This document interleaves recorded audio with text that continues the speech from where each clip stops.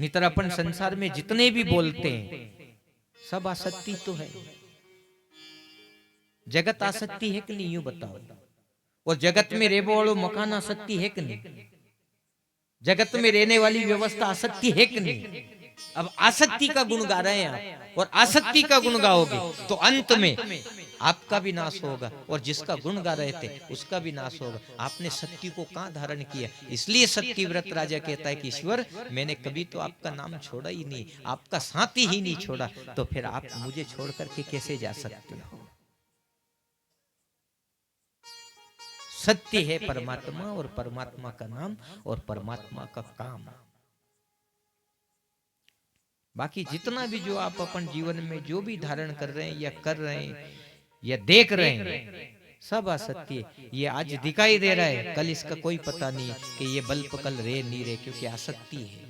जो भी चीज दिखाई दे रही ये सब आसक्ति। और अपन आसक्ति को देख करके बड़े प्रफुल्लित होते हैं, प्रसन्न होते हैं कि क्या टेंट है यार, क्या गुब्बारे, क्या बल्ब, क्या लाइट, क्या कांच, होते ही कि नहीं। आसक्ति पे आप इतने इतरा रहे, बताओ आप कितने अच्छे कंगूरे, और कंगूरा मिटने में समय नहीं लगता। देखा और पाची पलट के देखे अतरे तो कंगूरा नीचे टपक पड़िया।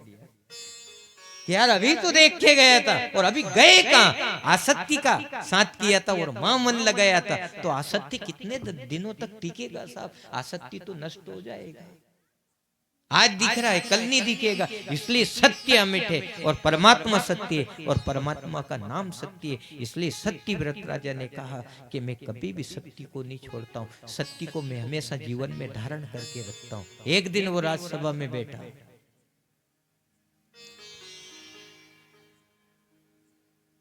एक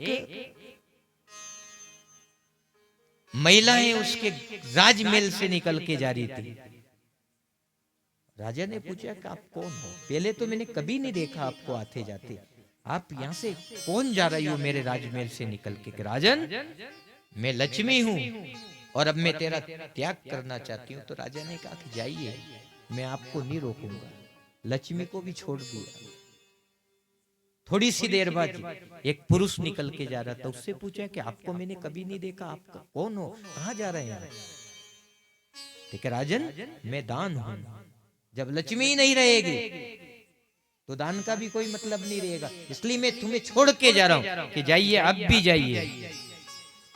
फिर थोड़ी सी देर बाद उसी राजमहल से एक सुंदर युवक निकल के जा रहा था, उससे पूछा आप कौन हो। उन्होंने कहा कि मैं सत्य हूं।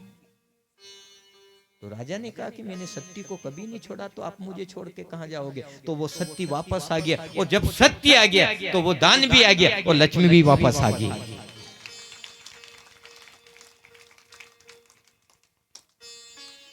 सत्य बहुत प्रबल होता है, ऐसा प्रभावशाली होता है। सत्य का जिनने पालन किया, राजा हरिश्चंद्र ने, राजा मोरध्वज ने, और अपने बेटे के ऊपर आरा चला दिया नहीं। और उसी साधु वेश में जो अर्जुन जी और भगवान बैठे थे, उनके साथ में एक सिंह था। और उसके बाद में फिर कह दिया कि राजन 5 थाली सजाना, ठीक है ना, 2 तो हमें, 2 तुम हो पति पत्नी, राजा मोरध्वज और उनकी पत्नी, लेकिन ताम्रध्वज भी जीवित है। कि महात्मा आप मजाक करती हो, अभी तो आपने बेटा के ऊपर आरा चलवा दिया, और आप कह रहे हैं कि 5 थाली सजाना, वो भी आएगा और भोजन करेगा। जो सत्य अगर जो आपके साथ होगा तो मुर्दे को भी आप जीवित कर सकते हो। वहां से फिर ईश्वर की सत्ता लागू हो जाती है। फिर चाहे आप करो, चाहे फिर ईश्वर करे, और फिर चाहे हनुमान जी करे या फिर राम जी करे, है कि नहीं ताकत दोनों में। वहां से फिर उसकी सत्ता चालू हो जाती है। फिर अपने ऊपर छोड़ देता है कि या तो आप करो या मैं करूं, कोई अंतर नहीं रहेगा। किया फिर ब्रह्मा जी ने भी वही सत्य को धारण किया कि ईश्वर सृष्टि का निर्माण चाहे आप करो या मैं करूं, कोई दिक्कत नहीं, करो। आंख खोली, उस सत्य से सृष्टि का निर्माण हो गया, और अपन बैठ के आज भागवत कथा सुन रही है। बताओ, ये उसी सत्य से है सारी व्यवस्था। इसलिए कहा कि साँझ बराबर तप नहीं और झूठ बराबर पाप नहीं। आप जैसे ही उस सत्य को धारण करोगे, नाम को धारण करोगे, कुछ अलग अलग अंदाज हो जाएगा आपको, आपके जीवन का ही अलग अंदाज हो जाएगा। युधिष्ठिर जी का जो रथ चले था, 1 गज ऊपर चले तो कितना, 1 गज ऊपर धरती पे पहिया नहीं टिकेता। और भगवान की कहने अनुसार एक बार उन्होंने एक अश्वत्थामा नाम का हाथी मारा गया था और कह दी कि बोल दो अश्वत्थामा मारा गया। मैं झूठ नहीं बोलूंगा क्योंकि वो प्रतिज्ञा ली थी गुरु द्रोणाचार्य ने कि मेरा बेटा जिस दिन इस दुनिया को छोड़ के अंतिम विदाई ले लेगा, मैं अस्त्र शस्त्र त्याग करके बैठ जाऊंगा, फिर मेरे जीवन का कुछ भी हो मुझे कोई परवाह नहीं। और वो हाथी मरा था, लेकिन भगवान ने बुलवा दिया तो वो जो 1 गज ऊपर जो चलता था वो धरती पे धड़ाम हो गया। उसको बाद में पता चला कि सत्य में बहुत ताकत होती है, सत्य में बहुत ताकत। ये वसुंधरा, ये धरती, ये दुनिया सब सत्य से टिकी हुई है। और कोई सती जति संत महात्मा रहते हैं जो नित्य उस सत्य को धारण करते हैं और विचरण करते हैं, एकांत में रहते हैं। उनकी दया से ये सब कुछ मिल रहा है और सब कुछ हो रहा है। करता है मेरा बाबा मेरा नाम हो रहा है। और सत्य धारण करने का मूल उद्देश्य है परमात्मा का भजन करना। ठीक है ना, यूं नहीं कि भाई कहीं कट्टा में भरियो के टोपली में भरियो के कहीं किधर वो में भजन लागे वो कहीं होगा नहीं। बहुत हल्का, सत्य के बराबर हल्का कोई है भी नहीं। नाम क्या है? सत्य नाम है, सत्य ही भजन है, नाम ही भजन है। इसलिए महापुरुषों ने कहा कि भजो राम सीता, भजो राम सीता। इसी में भागवत और इसी में गीता। यदि वो सत्य धारण कर लिया तो गीता और भागवत तो आपके यहाँ दौड़ दौड़ के आ गया, आपके चक्कर लगागी, फिर आप पे चक्कर नहीं लगाना पड़े। वो एक बड़ो रे अरमान के गुरु मारो समरथ। आपने कल गाया था कि उस भजन को कि नी जानू रे मैं तो वेद पुराण, नी जानू रे मैं तो गीता रामायण, मारे कोनी शास्त्र को ज्ञान पर गुरु मारो समरथ। यदि वो सत्य है आपके जीवन में, वो गुरु सामर्थ्य सत्य है और उसने आपको उस सत्यता का मार्गदर्शन कर दिया और आपने उसको धारण कर लिया, तो आप अपनी जीवन नैया को पार लगा लोगे। उससे बड़ा फिर आनंद दुनिया में कहीं मिल ही नहीं सकता है। और फिर देखो समय आया महाप्रलय का। सत्यव्रत राजा को मत्स्य भगवान ने बताया था, मत्स्य प्रकट हुआ, मत्स्य अवतार, और कहा कि ये वसुंधरा डूब जाएगी, महाप्रलय हो जाएगा, राजन कुछ भी नहीं बचेगा। ठीक है ना, इसलिए सावधान होकर के रहना। और तुम्हारे लिए नौका आएगी, उस नौका में बैठ करके आप पार लग जाना। तो फिर देखो वही समय आया, महाप्रलय हुई, बड़े बड़े पर्वत पहाड़ सब डूब गया। जो अरमान लेके बैठा है तक मेरा बंगला मेरा घर सब खत्म हो गया, कोई नहीं बचा। और वो नौका लेके आया और भगवान शेषा अवतार भी उस समय आकर के नौका को धारण करके और उन सप्त ऋषियों को और सत्यव्रत राजा को बिठा करके और इस महाप्रलय में भी परमात्मा ने मदद कर दी। इधर क्या बचेगा? कुछ भी नहीं बचेगा। महाप्रलय तो होगा, एक ना एक दिन होगा। इसलिए इस नाश्वर दुनिया की तरफ ज्यादा ध्यान मत देना और सोते समय भी उस मालिक को याद करना कि हे ईश्वर फिर पाची तू धनुआ जगा जे और उगतो वो सूरज मोए बता जे, ताकि मेरा जीवन सफल हो जाए।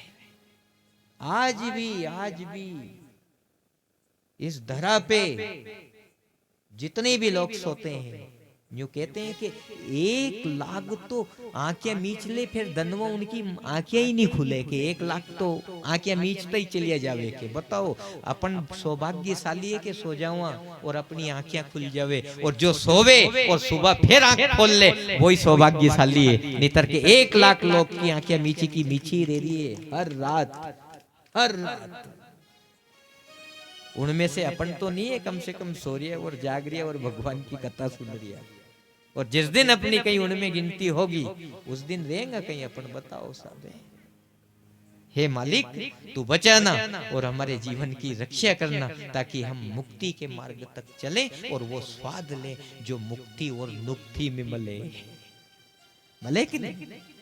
बाट जोते जोते वो नुक्ति मिलेगी, स्वाद मिलेगा। ये वो कहा प्रसाद में तो गजब मिठास है रे, गजब स्वाद है, खाओ। इसीलिए तो स्वाद को बतावा के नाने आखिरी दिन नुक्ति बना लो कि जो इधर स्वाद है ऐसा ही स्वाद मुक्ति में भी है। और जो मुक्ति का रसास्वादन जब लेता है सब कुछ भूल जाता है कि वास्तव में इसीलिए तो अपन कथा सुनते थे, सत्संग सुनते थे, गुरुद्वार पे जाते थे।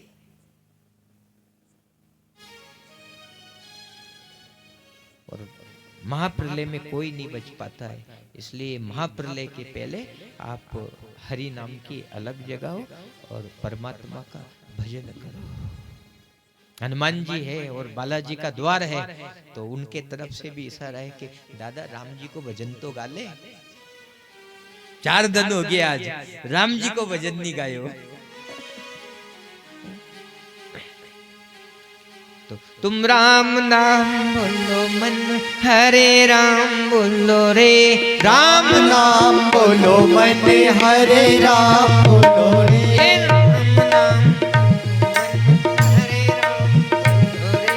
राम नाम बोलो मन, हरे राम बोलो रे।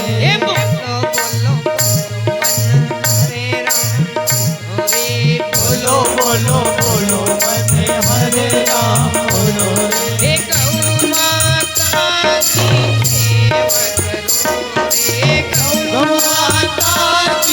सेवा करो रे।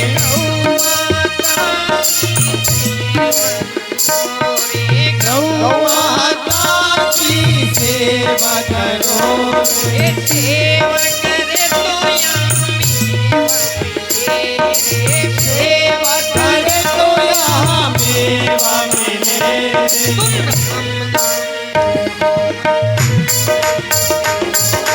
राम नाम बोलो मन, हरे राम बोलो रे।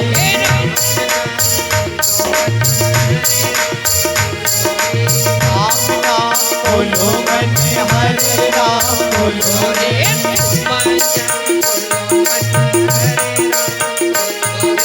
सुबह शाम बोलो मन, हरे राम बोलो रे।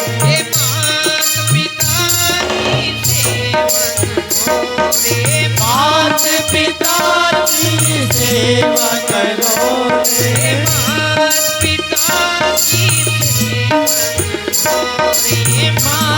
पिता की सेवा करो रे।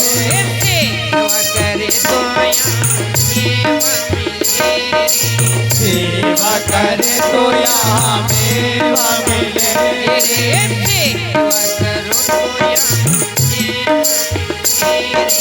सेवा करो तो यहाँ मेवा मिले।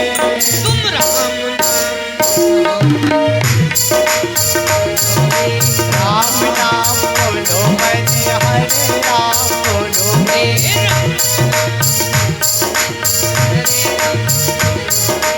राम नाम बोलो मन, हरे राम बोलो रे।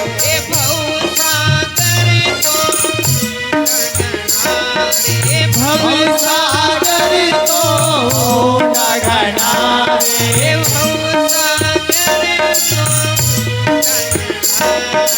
भव सागर तो डगना रे।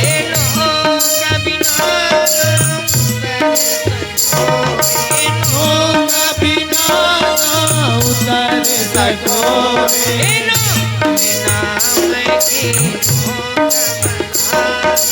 राम नाम की नौका बना कर।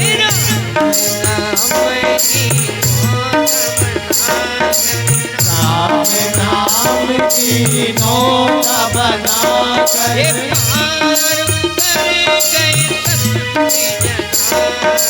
पार उतर गए संत जना रे।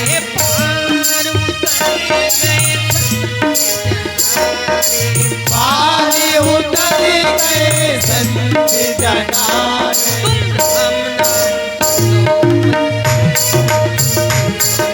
राम नाम बोलो मन, हरे राम बोलो रे।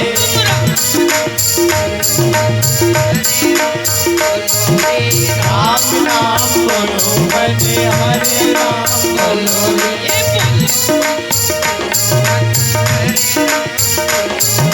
बोलो बोलो बोलो मन, हरे राम बोलो रे। पार उतर गए संत जना रे, ऐसे सत्कर्म से जीव चौकन्नी रहता है और वो नेति का काम करता है और अपने जीवन कल्याण हितार्थ वो इस रास्ते पे निरंतर लगा ही रहता है। और वो खोजता है कि ये कर लूंगा तो ये हो जाएगा, ये कर लूंगा तो ये हो जाएगा। ऐसे आप सत्कर्म से जुड़ना, और सत्कर्म ही सत्य है, बाकी सब नाश को प्राप्त हो जाएगा एक दिन, कुछ भी नहीं बचेगा। अरे अपन ने इस मानव जीवन को कितना संवारा सजाया है, साबुन लगाऊं तेल लगाऊं, एक दिन यू ही साथ छोड़ देगो तो फिर है कहीं शक्ति? बताओ क्या शक्ति है बताओ? और अपने सारे अरमान धरे के धरे रह जाएंगे, रहेंगे कि नहीं बताओ?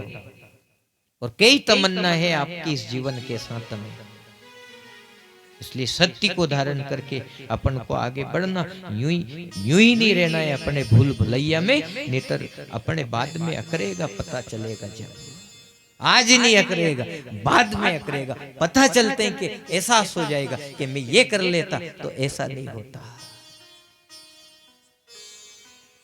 कहीं ना कहीं आपको जब ऐसे मोड़ पे जब जाकर के मैं खड़ा कर देता हूं तो एकदम सन्नाटो छा जा, सन्नाटो।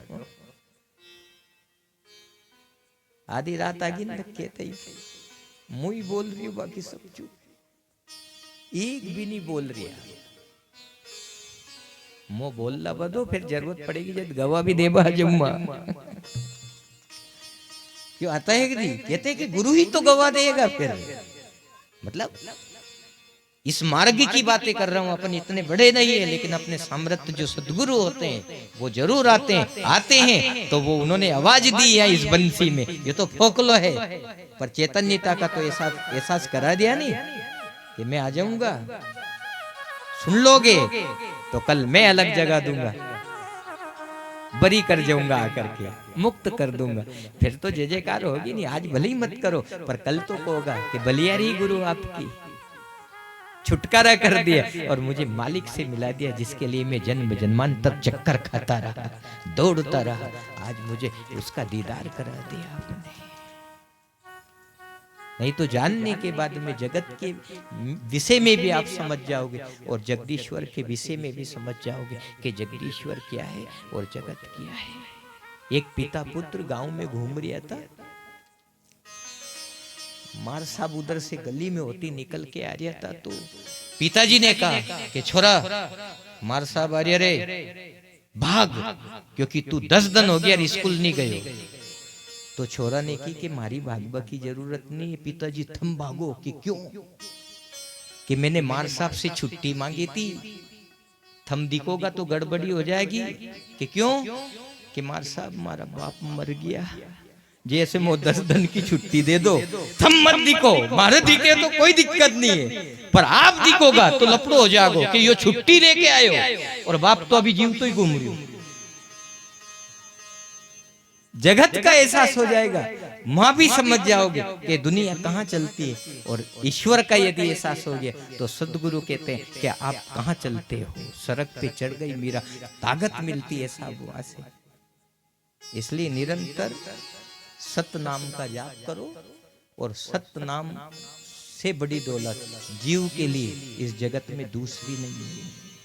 इसलिए उन चैतन्य महापुरुषों ने कहा कि द्वार पे आते हो तो ना तो तुम्हें कोई वेद पुराण देंगे, ना गीता भागवत देंगे, केवल एक सत नाम की दौलत देंगे। वो सत नाम की दौलत ले जाना, और जब आपको समय मिले आप उसका सुमरन चिंतन करना, स्वर्ग आपको स्वतंत्र कर देगा वो नाम।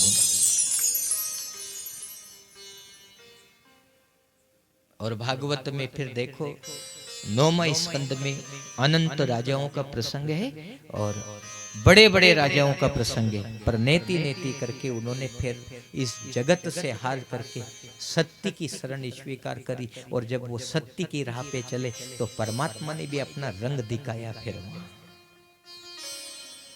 और जितने बड़े बनो उतनी उलझन भी है साहब, फिर आगे चल के रहती है कि एक छोटा गरीब होता है, चटाई पे सोता है, सुबह झाड़ पटकार के गुड़ी करके रख दी और चल दिया, यदि वो छोड़ना भी चाहे तो उसको छोड़ देगा और सहजता से छोड़ देगा। पर आप अपन जैसे उलझन में जाते हैं, बड़ी बड़ी व्यवस्था में जब डुबकी लगाते हैं तो उसे छोड़ना भी मुश्किल होता है, छोड़ना मुश्किल होता है। इसलिए माँ फिर अपन को और ज्यादा से ज्यादा परमात्मा का भजन करना पड़े ताकि वो एहसास नहीं हो और अंत समय में वो भी सहजता से छूट जाए। नहीं बहुत मुश्किल है, हाल तो प्राण छोड़बो ही बहुत मुश्किल है। वो फिर कितना वजन लाद रखे ओके ऊपर है। और जहां व्यवस्था जमाने की थी वहां सब बिगाड़ दिया अपन ने। कोई कह रही अपने सोफा सेट, कोई कह रही टीवी, कोई कह रही ये, कोई कह रही यो, ये सारी व्यवस्था अपन ने बिगाड़ दी। जिस जगह अपने घर ने एक आंगन में गाय रखना थी, गाय को रखना था, अपन ने गाय ये नहीं रखी और सोफा सेट रखी और ओपे एक कुत्तो बैठा दियो। बताओ, घर ने जहां गाय रखना थी, गौ माता के चरण पड़ना था, वो चरण रज अगर जो उड़ती उसे अपनी बुद्धि शुद्ध रहती और अपने परमात्मा सत्य नाम से जुड़वा को सौभाग्य मिलतो। पर अपन ने व्यवस्था जमाई क्यों सोफा सेट के ऊपर कुत्तो बैठा दियो। वो कुत्तो बैठियो, बताओ कुत्ता घर ने रखवा जैसी चीज नहीं थी पर उन्हीं घर ने रखियो। और गौ माताएं भारे भगवा जैसी चीज नहीं थी पर उन्हीं भारे भगा दी अपन ने।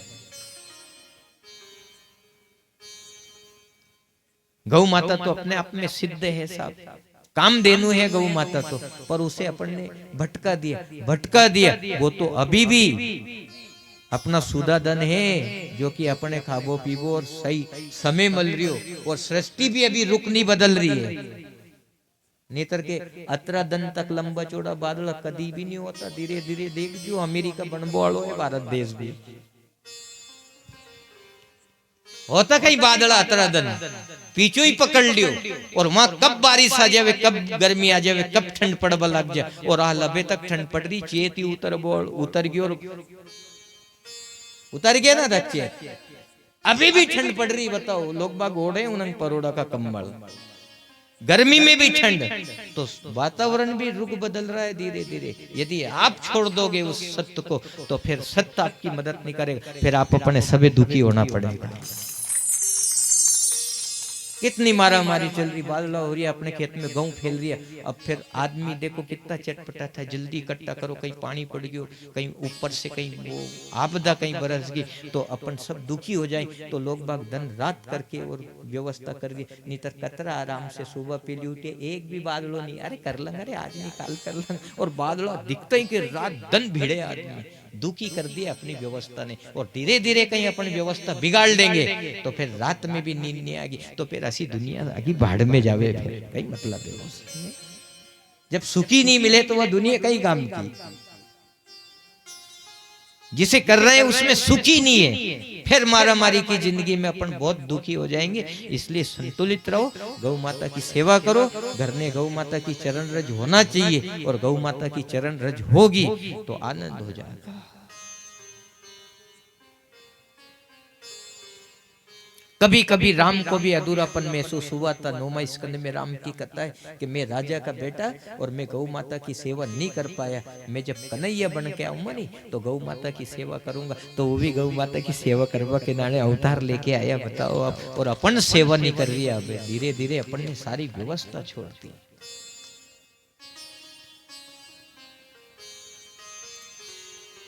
धीरे धीरे ऐसे सब छूट जाएगा तो फिर अपने हाथ में रहेगा कहीं, बताओ आप क्या रहेगा? खाली हाथ कुछ भी नहीं कर सकता है और अपने लड़ना पड़ेगा फिर। और लड़ाई अगर जो छिड़गी तो फिर अस्त्र शस्त्र चाहिए, वहां चाहिए कि नहीं? खाली हाथ कुछ भी नहीं कर सकते।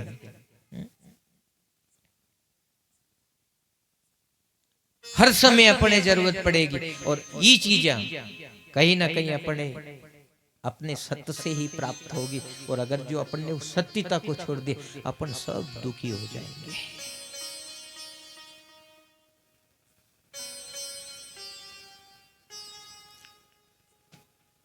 राजा हरिश्चंद्र ने सत्य के कारण, बताओ,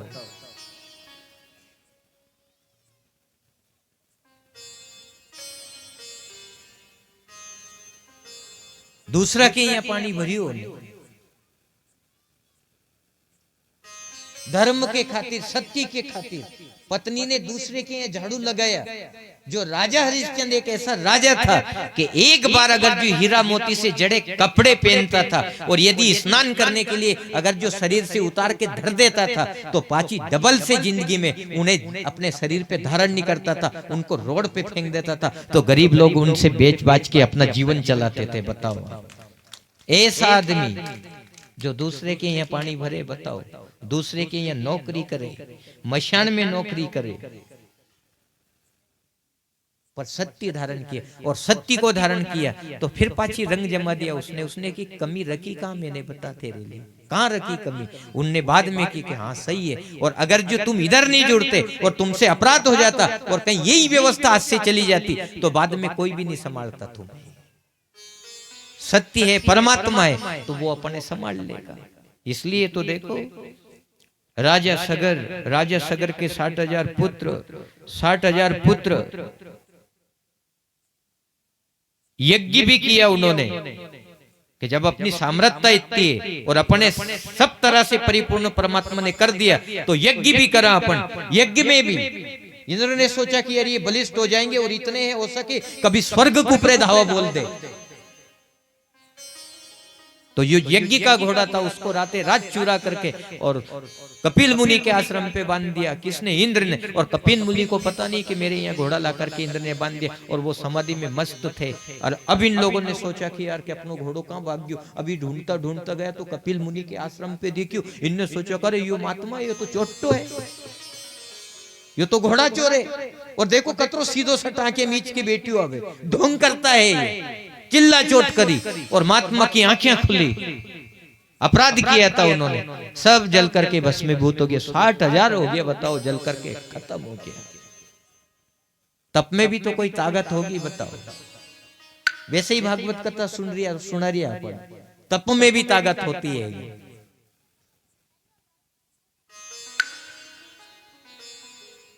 तपस्या तो अपने करना ही पड़ेगी। और तपस्या कैसे करे फिर? ये समझो आप, तपस्या कहीं दाढ़ी बदावा, जटा बदावा, आंखें बंद करके कहीं जंगल में भागा, नहीं, ऐसा नहीं। आप अपने जीवन में प्यासे को पानी पिलाओ, भूखे को रोटी खिला दो, गौ माता की सेवा कर लो, माता पिता की सेवा कर लो, ये तपी तो है। और क्या है? इसे ही तप कहते हैं। अब आप कह दो कि तब ऐसा होगा कि चलो रे जंगल में बैठांगा, साधु महात्मा बनांगा, आंखें मीचांगा, ध्यान करांगा।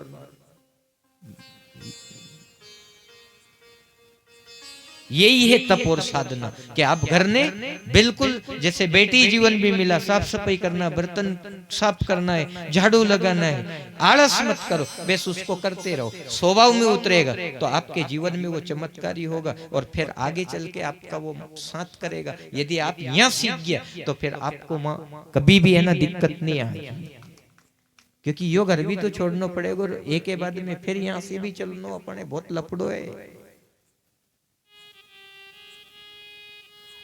बेटी जीवन को तो ऐसे एहसास होता है कि ईश्वर का मार्ग क्या है, कि जब ये घर छोड़ दिया, जो घर मिला फिर उसको भी तो छोड़ना है ना, चलना है, केवल चलना है, यहाँ चलते ही रहना है, रुकना ही नहीं है।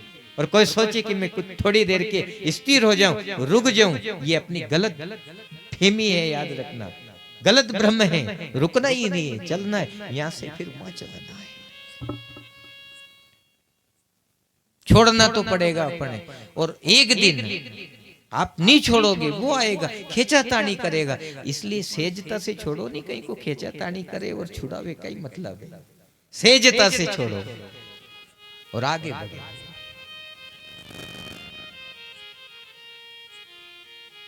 तो राजा सगर के 60,000 पुत्र है ना, भस्मीभूत हो गए। और उसके बाद कई लोगों ने उस कुल में फिर साधना करी कि इनका कल्याण हो जाए। तो भागरथ जी ने तप किया, गंगा जी अवतारित होगी तो गंगा जी के आने से ये तर जाएंगे। ये अधोगति में पड़े हुए हैं ना, ये कोई मृत्यु से तो मरे नहीं, ये तो उपाव करके मरिए नहीं। और जो उपाव करके मरे उन्हें मुक्ति थोड़ी मिले, ये प्रेत योनि में भटकते रहते हैं। तो भागरथ जी ने तप किया, भागरथ जी असफल हो गया। मतलब दिलीप, वो राजा सगर के जो दिलीप, असुमन के बाद में फिर भागरथ जी, और भागरथ जी ने तप किया तो वो सफल हो गए। भागरथ जी गंगा लेकर के आए थे। 3-3, 4-4 पीढ़ियां लगी रही तप साधना आराधना में कि इनका कल्याण हो जाए, इनका कल्याण हो जाए। और यदि अपने जीवन का कल्याण नहीं हुआ तो फिर कितने करने जैसी बात है। इसलिए जतन करके, रटन करके कोई ज्ञान की ज्योत जला। इसलिए वो भजन गाया, हरि भज लो, हरि भज लो, हरि भजने का मौका है। हरि भज लो, हरि भज लो, हरि भजने का मौका है।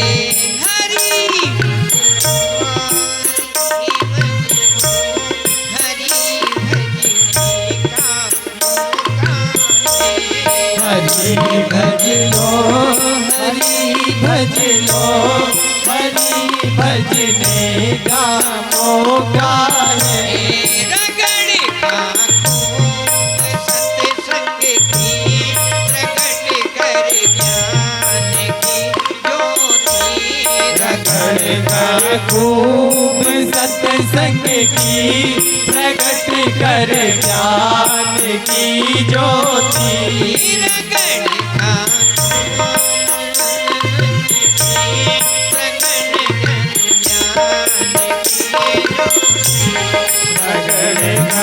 खूब सत्संग की प्रगट कर ज्ञान की ज्योति।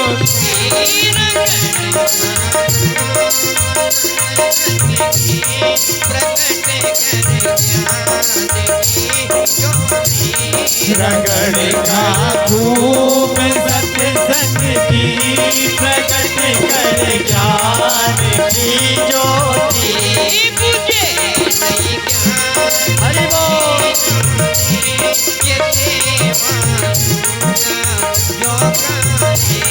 बुझे ना ज्ञान की ज्योति, विषय वायु का झोंका है। हरि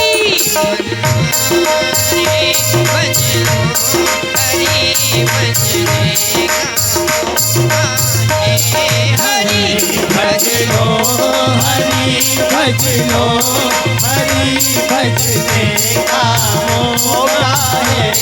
सभी भज लो,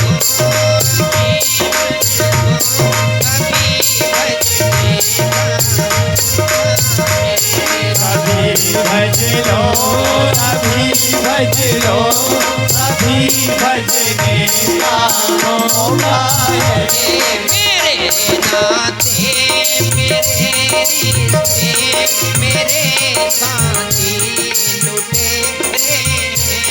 मेरे नाते, मेरे रिश्ते, मेरे साथी लुटेरे।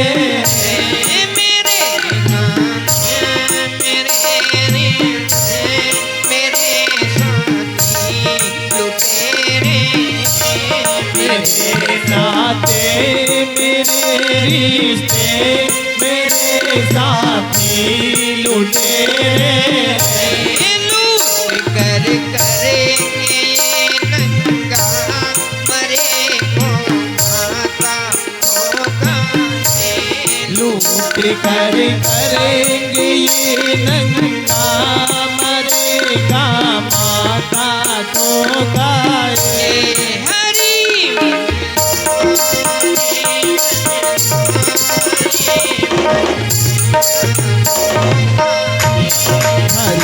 भज लो, हरि भज लो, हरि भजने का मौका है। हरि भज लो, हरि भजने का मौका है। हरि भज लो, हरि भज लो, हरि भजने का मौका है। हरि भज लो,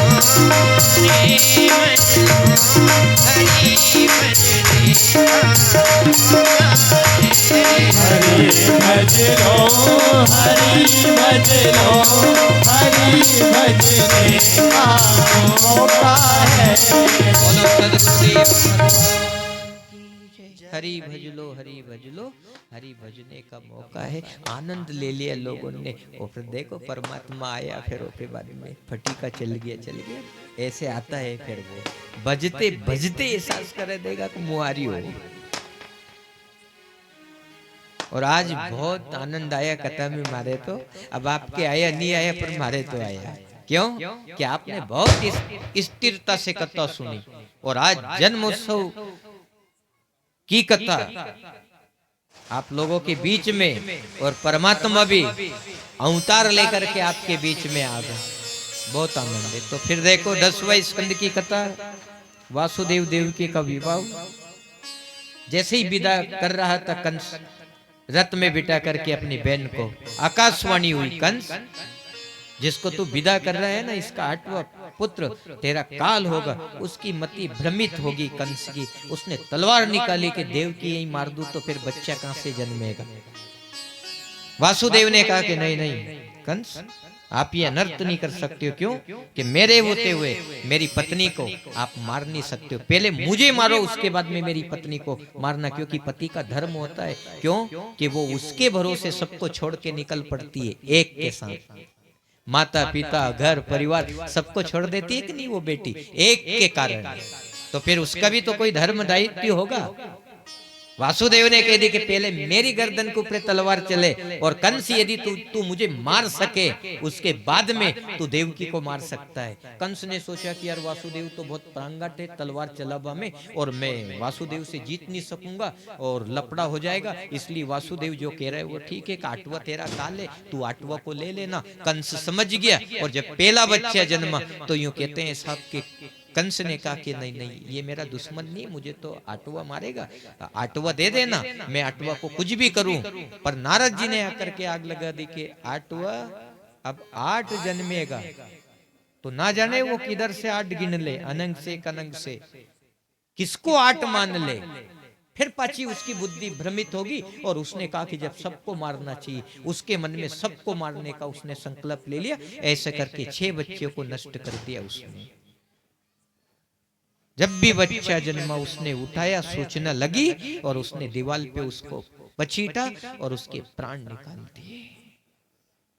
6 बच्चे को नष्ट कर दिया। 7वां बलदेव भगवान का प्रगट्य था, तो वो योग माया से राते रात रोहिणी जी के गर्भ में स्थापित कर दिया। और 8वां की जो तैयारी थी, कंस को तो पता चला कि 8वां, अरे कि वो तो गर्भ से ही खत्म हो गया, मेरे डर के कारण 8वां तो जन्म ही नहीं ले पाया, वो वहीं मर गया। और 8वां की तैयारी थी, मध्यरात्रि का समय था, भादवा की अष्टमी।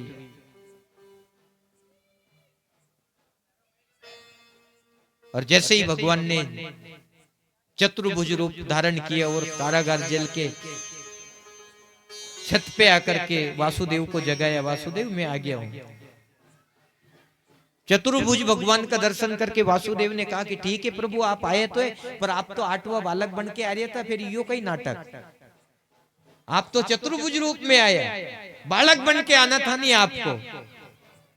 तो भगवान ने की कि चल ठीक है तू कह रही हो तो बालक भी बन जाओ, क्योंकि मुझ भक्तों की तो बस में जैसा बना उसा बन जाऊं। तो छोटे से नन्हे से बालकृष्ण बन गया, और वासुदेव को जो जो बात करी थी उन्होंने याद रखा, और एक टोकरी में रखा उनको, और जो कहा था उन्होंने कि वहां योग माया सो रही है गोकुल में यशोदा के पास में, वहां तो मुझे आप छोड़ देना और वहां से योग माया लेकर के आ जाना, तो मेरी लीला अच्छी जमेगी, तुम्हारा भी कल्याण होगा और पूरे जगत का कल्याण होगा। वो टोकरी में रख करके और वो वहां से लेकर के चले और खूब आनंद लिया उन्होंने।